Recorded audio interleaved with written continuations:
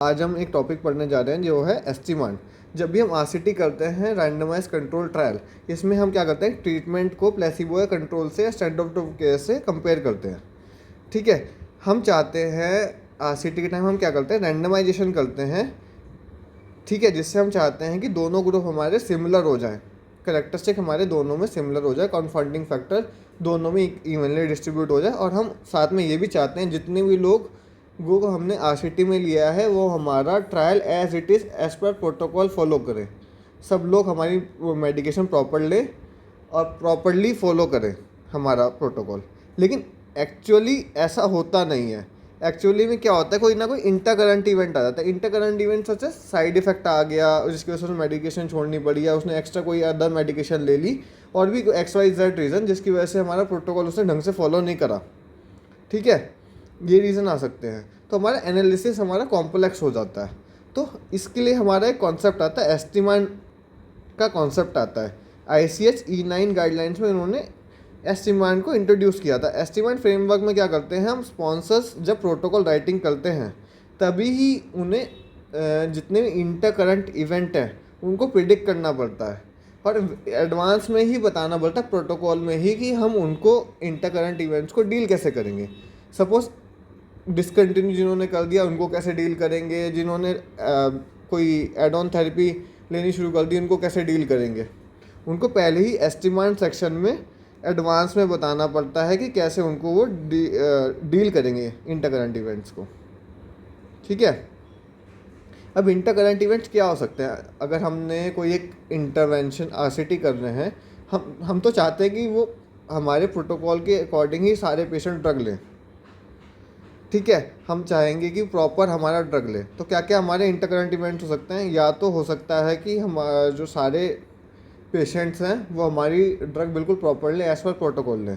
ठीक है, और ये भी हो सकता है कुछ लोग उनमें से साइड इफ़ेक्ट हो जाए लेकिन तब भी हमारी स्टडी में कंटिन्यू करें। कुछ ऐसा भी हो सकता है और डिसकंटिन्यू कर दे ट्रीटमेंट, या तो एफिकेसी नहीं आई या साइड इफ़ेक्ट की वजह से।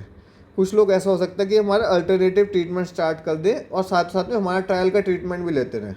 कुछ ऐसा हो सकता है कि कुछ रेस्क्यू मेडिकेशन ले ले। सपोज़ कोई एंटी डायबिटिक ड्रग हम टेस्ट कर रहे हैं, उसे सीवियर हाइपोग्लाइसीमिया हो जिसकी वजह से उसने कोई रेस्क्यू मेडिकेशन ली, लेकिन तब भी हमारा प्रोटोकॉल को फॉलो करा, मेडिकेशन को आगे कंटिन्यू करा।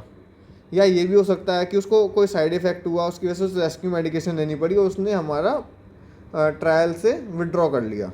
ये भी हो सकता है कि उसे कोई सर्जरी करानी पड़ जाए रिलेटेड या अनरिलेटेड टू द स्टडी।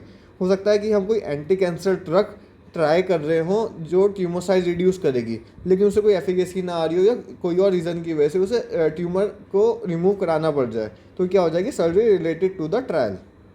ठीक है, अब एस्टीमांड सेक्शन में हमारे 4 एलिमेंट आते हैं। एक तो पॉपुलेशन होती है, एक वेरिएबल होता है जिसे कि हम एंड पॉइंट भी कहते हैं।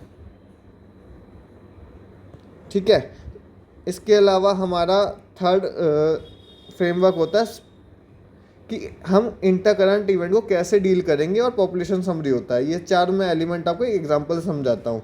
अब हम जोलिंड्रोनिक एसिड का इवैल्यूएशन कर रहे हैं इन मैन विथ ऑस्टियोपोरोसिस। ठीक है, हम फ्रैक्चर रिस्क के हमने पेशेंट लिए हैं, ऑस्टियोपोरोसिस के पेशेंट लिए हैं जिन्हें कि फ्रैक्चर का रिस्क है, उन्हें हमने जोलिंड्रोनिक एसिड दिया एक ग्रुप में, एक ग्रुप में हमने प्लेसिबो दिया। अब उन्हें हमने कंपेयर करा है। इसमें पॉपुलेशन क्या है, पॉपुलेशन में मैन है जिनकी 50 to 85 ईयर्स है, जिनको ऑस्टियोपोरोसिस है। एंड पॉइंट क्या है हमारा, कितने प्रपोर्शन ऑफ पार्टिसिपेंट्स में डेवलप होंगे 1 और more vertebral fractures over a period of 24 months. ठीक है, इंटर करंट इवेंट क्या हो सकता है कि हो सकता है पेशेंट हमारा प्रॉपर 24 मंथ्स तक सारा हमारा फॉलो करे प्रोटोकॉल। ये भी हो सकता है कि वो डिसकंटिन्यू कर दे इंटरवेंशन, या कंसेंट विड्रॉ कर ले, या डाई हो जाए, या अलग जो इंटर करंट इवेंट मैंने आपको ऊपर बताए हैं। ठीक है, अब पॉपुलेशन समरी क्या है कि कितना डिफरेंस आया हमारे ग्रुप में, दोनों ग्रुप में, कि कितने % डिफरेंस आया proportion who develop fracture in zoledronic acid as compared to placebo over a period of 24 months. ठीक है, अब हमें इंटर करंट इवेंट्स को डील कैसे करेंगे, इसके 5 हमारी स्ट्रेटेजी होती हैं। ठीक है, ये स्ट्रेटेजी क्या है हमारी, एक है ट्रीटमेंट पॉलिसी स्ट्रेटेजी, एक है हमारी कंपोजिट स्ट्रेटेजी, एक है हाइपोथेटिकल स्ट्रेटेजी, एक है प्रिंसिपल स्टेटम स्ट्रेटेजी, एक है वाइल ऑन ट्रीटमेंट स्ट्रेटेजी। ठीक है, मैं आपको एक एक बताता हूँ। ट्रीटमेंट पॉलिसी स्ट्रेटेजी क्या होता है, आपको मैं एक एग्जांपल के साथ बताता हूँ। एक हम पायोनियर 1 स्टडी लेते हैं, इसमें हमने ओरल सीमाग्लूटाइड को कंपेयर करा प्लेसिबो से। इसमें हम क्या करेंगे, हम इंटर करंट इवेंट को इग्नोर कर देंगे और एनालिसिस करेंगे अपना वेरिएबल ऑफ इंटरेस्ट का। जैसे कि पायोनियर 1 स्टडी में सीमाग्लूटाइड, ओरल सीमाग्लूटाइड को कंपेयर करा प्लेसिबो से। इसमें हमारा प्राइमरी एंड पॉइंट क्या था, प्राइमरी एंड पॉइंट था HbA1c less than 7% at 24 and 26 weeks. अब इसमें हमने दोनों ग्रुप में देखा कि कितने परसेंट लोगों में HbA1c लेस देन 7% हो गया in semaglutide group as compared to placebo group. हमने बीच में भूल गए कि कोई भी इंटरकरेंट इवेंट आया हो नहीं आया हो, किसी ने रेस्क्यू मेडिकेशन ली हो नहीं ली हो, किसी ने डिसकंटिन्यू करा हो ना करा हो। हम तो देखेंगे कि इतना हमारा ट्रीटमेंट ग्रुप में HbA1c कम हो रहा है, इतना हमारा प्लेसिबो ग्रुप में हो रहा है। ठीक है, इसे हम ITT भी बोल सकते हैं। एक ही हमारी स्ट्रैटेजी हो गई इंटरकरेंट इवेंट को डील करने की। इसमें ड्रॉबैक क्या है कि अगर बहुत ज़्यादा लोग हमारा प्रोटोकॉल से डेविएट करेंगे, अगर बहुत ज़्यादा लोगों ने हमारा बहुत सारी रेस्क्यू मेडिकेशन ली है या हमारा प्रोटोकॉल डेविएट करा, तो उसका कोई जो रिज़ल्ट निकलेगा वो कोई कॉन्क्रीट रिज़ल्ट नहीं निकलेगा। फिर हमारे सेकंड स्ट्रेटेजी है हमारा कंपोजिट स्ट्रेटेजी। कंपोजिट स्ट्रेटेजी में क्या होता है, इंटर करंट इवेंट को हम वोवन कर लेते हैं इनटू आउटकम वेरिएबल में। जिसमें जैसे कि हम पायोनियर 1 स्टडी में हम क्या देख रहे थे कि कितने प्रपोर्शन ऑफ पेशेंट में HbA1c 7% से कम हुआ in oral semaglutide as compare to placebo. ठीक है, अब इसमें हम एनालिसिस उन्हीं पेशेंट में करेंगे जिन्होंने हमारा प्रोटोकॉल को ढंग से फॉलो करा। जितना हम फॉलोअप चाहते हैं, जितना मेडिकेशन लेते थे, कोई भी रेस्क्यू मेडिकेशन नहीं ली, उसमें ही हम अपना एनालिसिस करेंगे। ये हो गया हमारा कंपोजिट स्ट्रेटेजी। इसको हम और क्या बोल सकते हैं, पर प्रोटोकॉल बोल सकते हैं। ठीक है, तीसरा हमारा स्ट्रेटेजी है हाइपोथेटिकल स्ट्रेटेजी। इसमें हम क्या करते हैं, हाइपोथेटिकल स्ट्रेटेजी में हम हाइपोथेसिस करते हैं कि अगर इंटर करंट इवेंट ना आया होता तो हमारे रिजल्ट क्या आते। सपोज हमें 26 वीक्स तक देखना है किसी ड्रग का इफेक्ट और पेशेंट ने 20 वीक्स पे ही डिसकंटिन्यू कर दिया ट्रीटमेंट, तो 20 वीक्स पे ही डिसकंटिन्यू कर दिया ट्रीटमेंट, तो हम क्या करेंगे, 20 वीक्स पे HbA1c हमने लेवल लिया और हम मिक्स मॉडल से, कंप्यूटर मॉडलिंग से ये प्रिडिक्ट करें कि HbA1c 26 वीक्स पर क्या होगा, मतलब क्या होता अगर इंटरकरेंट इवेंट ना आया होता। ठीक है, जिन पेशेंट ने जब तक हमारा प्रोटोकॉल को फॉलो करा है उसका डाटा वहीं तक लेंगे, बाकी के डाटा को मिक्स मॉडल से प्रिडिक्ट कर लेंगे। ठीक है, इसी को बोलते हैं हम हाइपोथेटिकल स्ट्रेटेजी।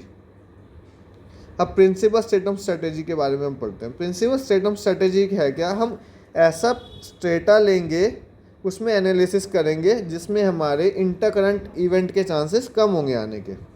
जैसे कि हमने पायोनियर स्टडी का एग्जांपल बताया, इसमें हम देख रहे थे HbA1c कि ओरल सीमाग्लूटाइड वर्सेस प्लेसिबो का कितने प्रोपोर्शन लोगों में कम हुआ। इसमें हमने डायबिटिक पेशेंट लिए थे।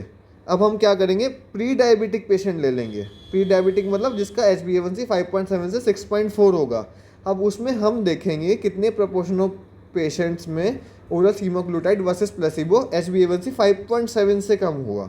मतलब हमने प्रिंसिपल स्टेटम क्या लिया, प्री डायबिटिक पेशेंट लिए, क्योंकि इसमें इंटरकरेंट इवेंट आने के चांसेस कम है क्योंकि इसमें सीवियर हाइपोग्लाइसीमिया होने के चांसेस कम है, तो इसमें रेस्क्यू मेडिकेशन लेने के चांसेस कम हैं।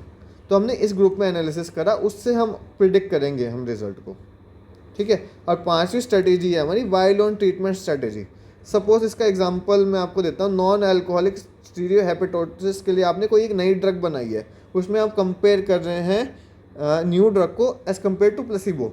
उसमें आपने बायोप्सी करनी है एवरी 6 मंथली। आपका हो सकता है कि हर पेशेंट हर कुछ टाइम तक दवाई ले फिर छोड़ दे। सपोज कुछ पेशेंट ने हमारी ड्रग ली 6 मंथ्स, फिर हम उसने कोई इंटरकरेंट इवेंट आ गया, किसी ने 12 मंथ्स ली, किसी ने 18 मंथ ली, किसी ने 2 साल मतलब 24 मंथ ली।